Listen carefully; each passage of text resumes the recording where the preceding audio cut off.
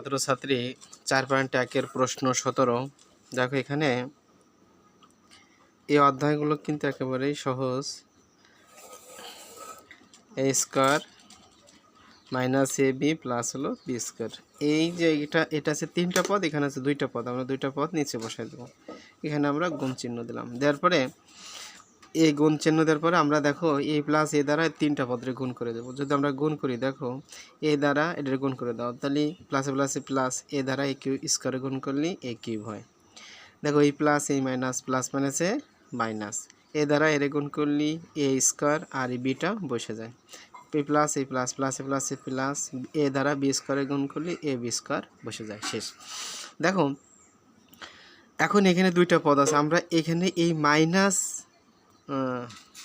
না plus B দ্বারা আমরা এই 2টা পদের গুণ করতে, প্লাসে প্লাসে প্লাস, যেহেতু এখানে আমরা এই লাইনেরও শুরু, সেক্ষেত্রে চিহ্ন দেব না আমরা প্লাস চিহ্নটা।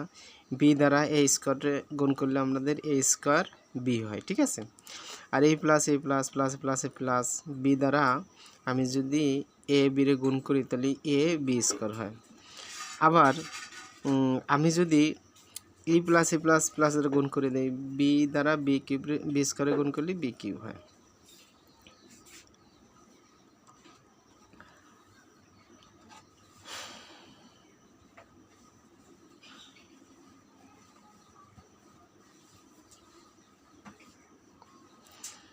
এখানে আমরা একটা জিনিস দেখো, এই যে প্লাস এই প্লাস মাইনাস, প্লাস মাইনাসে মাইনাস, এখানে কিন্তু আমরা মাইনাস চিহ্ন দেবো, প্লাস দেওয়া যাবে না। তাহলে দেখো আমরা যদি বি দ্বারা এ এবং বি রে গুণ করে দিই, তাহলে এ বি গুণ করলে বি স্কোয়ার হয়ে যায়, তাহলে এটা কী হয়, মাইনাস, ঠিক আছে।